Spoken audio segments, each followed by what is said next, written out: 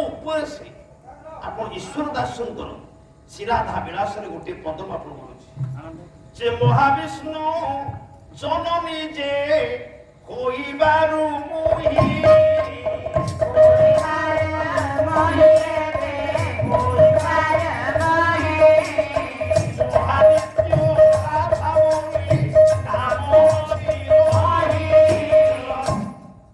गोटे राधा होते महानित्य राधा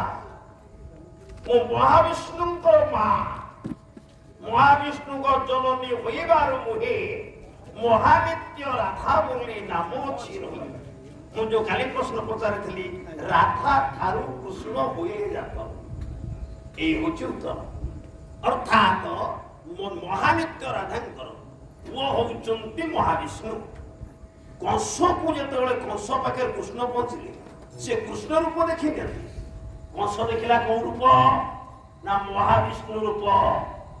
जो महाविष्णु रूप देखी से महाविष्णु तेज को देखी सारा कृष्ण हाथ मारी पंचारू पड़ी मामू मोला मते तो दईब रखिला महाविष्णु रूप को देखी टली पड़ला कंस तेणु कंस को माइला राधार सुत महानित्य राधा महाविष्णु रूप गोटे राधा आ गोटे नित्य राधा नित्य स्थली विहार नाम नित्य राधा मूल जोटी दीटा वैकुंठ गोटे हूँ नित्य वैकुंठ गोटे हूँ गोलक वैकुंठ गोलक वैकुंठर मालिक होउछन्ते नारायण मालिकियाणी होउछन्ते लक्ष्मी किंतु नित्य वैकुंठर मालिक होउछन्ते हरि एवं मालिकियाणी होउछन्ते राधा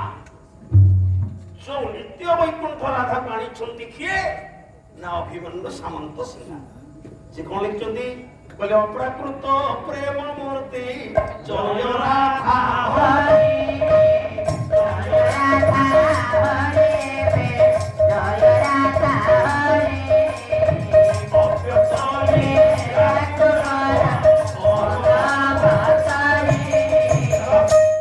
ये नित्य राधा बोले 6 आउ जोड़िए काली तो दादा था कोई बसु हां ये दीटा राधा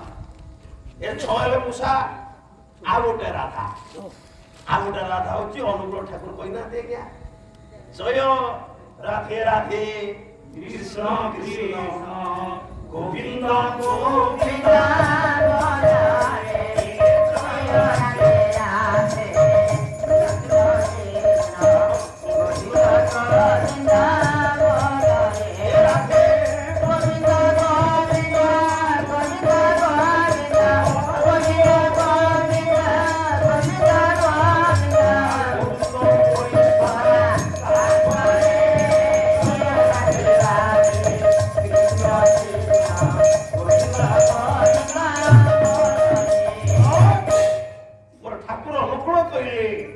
जय राधे राधे कृष्ण कृष्ण गोविंद गोविंद बोल 7 थर गोविंद गोविंद गोविंद गोविंद गोविंद गोविंद बोली सदा डाके 7 थर गोविंद डाक 7 गोविंद कहीं कहले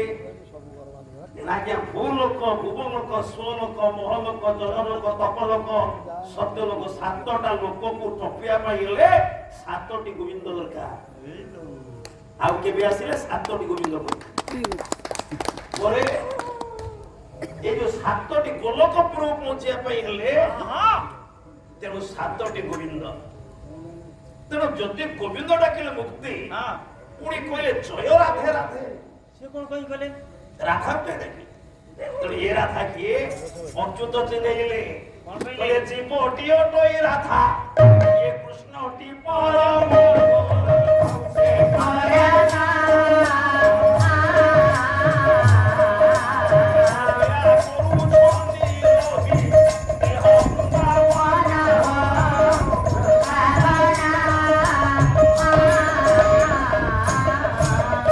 जीवटी राधा देह होची वृंदावन आम देह रूपक वृंदावन रे जीव राधा खेलुची तेणु अनुकूल कहले हे জীব রাধে এই দেহ বৃন্দাবনে যেতে খেলুଛୁ খেলে কিন্তু যদি পরম কৃষ্ণକୁ ଭେଟିବାକୁ ଚାହୁଁ 7 ଥର ଗୋବିନ୍ଦକୁ ଡାକିକି ଉଦ୍ଧାର ପାଇଲା।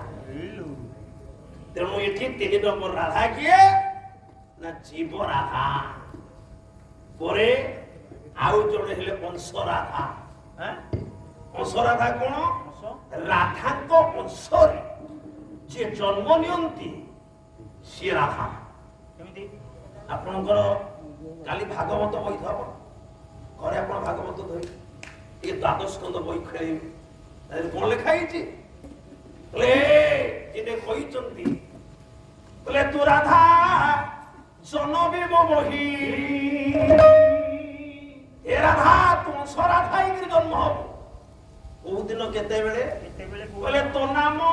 ହେବ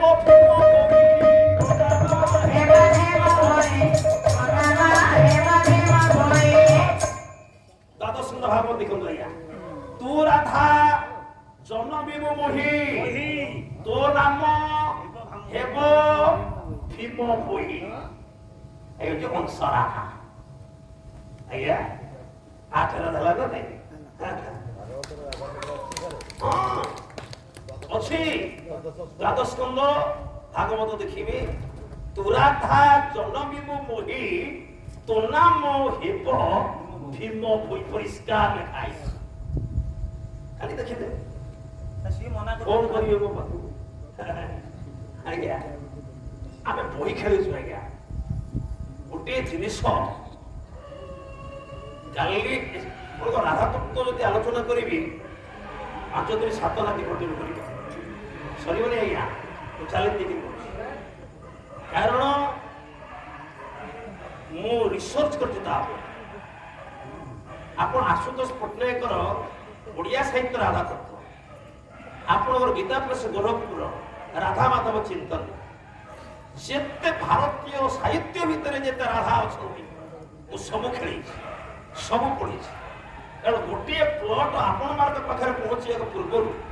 ମତେ ଗୋଟିଏ ବର୍ଷ ଲାଗେ ତାକୁ ଠିକ କରିବା ପାଇଁ ମୁଁ ଆଜ୍ଞା ଠକିକି ପଇସା ଦିଏ এইটা নিশ্চিত কথা যা হোক এথর আপন মানে উত্তর পাইলে আউ সম্ভব ମୋ ପାଖରେ କମ୍ ଖାଲି ଟିକେ ଖାଲି ଗড়େଇ ନଉଛି ଯେତେ